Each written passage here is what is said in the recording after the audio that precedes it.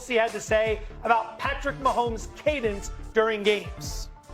One of the most surprising things you'll ever find out about playing with Pat Mahomes is the guy's got a good cadence. There's some with the frequency of his voice, and when he says it really gets you to.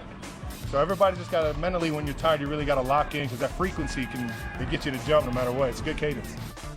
How do we feel about the Kelsey Kermit the Frog impression there? Hardy ho, ho, ho, ho. I'm here. That's not bad. You got to put a little more into it. Try one more time. No, Joe. I gave you what I gave you. The cadence. Take it and leave it. I've heard a lot of different cadences. It doesn't matter. Wide receivers, we're so far out because Harry was more in the slot. I moved around a little bit, so I didn't hear the depth. Dano, ESPN.com recently gave you a homework assignment. Yes, sir. Let's go ahead and identify the best quarterback traits. Yeah, so we start with arm strength. And number one, I went Josh Allen. It's not just throwing the ball 50, 60 yards down the field, which Josh is more than capable of. But a lot of times it's can you drive the ball into that window, that small window that has to get layered over a certain defender in between two or three guys, on top of the ability to throw that ball 50 to 60 yards downfield. There's so many guys that the arm strength has just become a focal point of their game.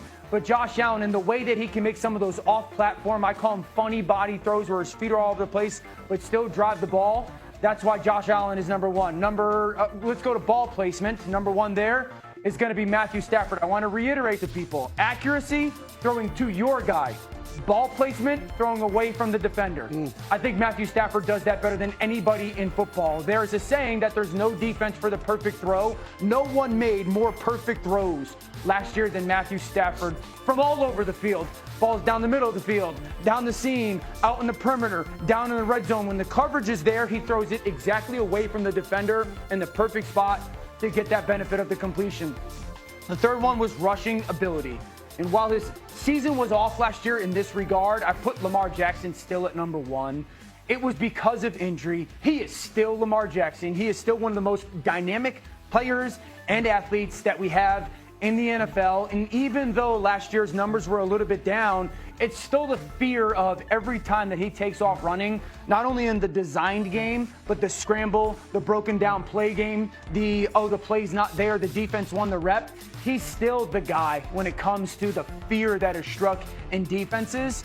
And if he's going to be healthy this year in Declan Doyle's new offense, I still think that we will see him to be one of the, if not the most dynamic rushers in the NFL. Very nicely done, Dio. Lamar's rushing was down last season, averaging a career low 26 yards per game on the ground with only 2 rushing touchdowns. That comes after averaging nearly 60 rushing yards per game and 5 scores on the ground per season in his first 7 years in the NFL. So, Dan, you see those numbers. To what extent will Lamar's season be defined by his legs? Very little. I mean, Lamar's legs always have been, always will be part of the storyline for their season. I think a huge storyline is going to be a little bit similar to what like Caleb Williams experienced last year with Ben Johnson in Chicago, Declan Doyle, who comes from Chicago, a little bit what we've talked about with Jalen Hurts. It's just, this is going to be a little bit of newness for Lamar, this scheme, this style. I've seen this scheme that Declan Doyle should operate, elevate average quarterbacks physically to above average production-wise. Now we're taking one of the most talented quarterbacks we've ever had in the league, and we're putting him into that type of scheme. If this hits, and I don't have any reason to think it won't, if this hits, this could be the best season that we've seen from Lamar production-wise. That's the potential for this offense. Saying a lot for a guy who's won 2 MVP awards Correct. And was very close to a third. If I told you, Damian Woody, that we got 17 healthy games from Lamar Jackson this season, that the Ravens currently are the favorites to win the AFC, what ends up happening?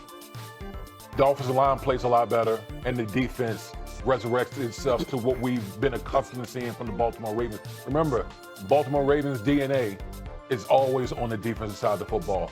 That's why they have a new head coach, to resurrect that side of the ball, in my opinion. So when they're playing the type of defense that we've been accustomed to seeing in Baltimore, combine that with the offensive line playing up to par, Baltimore will be, that's the scenario we're talking about right there. Steve Smith, you played in Baltimore. Sure What's did. the key to winning that AFC North? It's the black and blue division. We're talking about Lamar Jackson and his legs, and we're looking at a defense, it was ranked 30th? The defense also allowed overall, 4,200 yards of offense. Like, we're putting it all on Lamar. Like Lamar's blocking somebody. Lamar's, handled a TE stunt. Nope, he didn't. Lamar covered someone. Nope. We're putting it all on the quarterback as if we're talking about the Baltimore Ravens. And they've been known traditionally as what? Stone cold stopping defense. Yeah.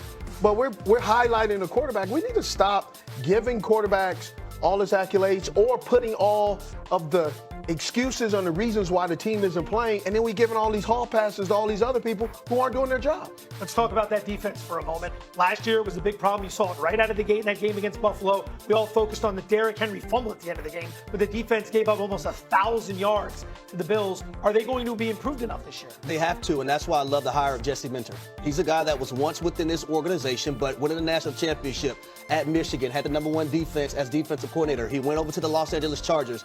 He was able to find diamonds in the rough and put those guys in positions to have success.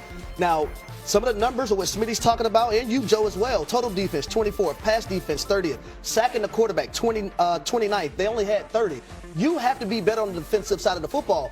And I don't understand why it was so bad, because when you look at all three levels of this defense, well, now you got Madubuike. I get it. He was hurt last year, but he's back. You got Trey Henderson on your defensive line. Roquan Smith at the linebacker position. But I think one of the better safety tandems that they're going to have in the league this year is Malachi Starks and Kyle Hamilton. It's no way in hell that this defense should have been as abysmal as they were a season ago. So Jesse Minter, I think he's going to change that, and that's going to allow the Baltimore Ravens to be at the top of the AFC once again. There's a lot more questions for me about the offense, though, than there is about the defense. The defense has talent. There's a lot of talent on that defense. I think Jesse Minter is going to get them to play well. This is an offense that, one, has a brand new interior offensive line. You know this. There's going to be 3 new pieces from those 2 guards and the center. So that's question mark number 1. How good does that group become? Number 2, and you could speak to this, is how good is this pass-catching group? They're good. Zay Flowers, really good player, right? Yes, he is. Okay, so but outside of Zay, Bateman's been a little up and down, right? Correct. He's got to stay healthy. You're going to bank on 2 young receivers and Jacoby Lane, who they drafted in the 3rd round. He's catching everything. Okay, so there's promise on him, but he's still a young player. Yeah, but rook. but the things that he lacked in getting separated, he has it in height. Size. He can catch the ball. Coming out of college USC, he didn't really get off the jam as much. Mekhi Lemon was doing good, but he was not able to get off of defenders. But you throw it up, he could catch it. So Elijah Surratt coming from Indiana. He could play too. He's going to work hard, and then that puts some pressure on Tez Walker, who was at UNC Chapel Hill. Right. So he can play. Just- I mean, you can talk about wide receivers all day. I can clip it off. But you know what I'm saying? There's a lot of pressure on those. Ain't no pressure. But they're We're not they're flooding the unproven. basement, baby. We making diamonds. But they're unproven. Those they young are. men.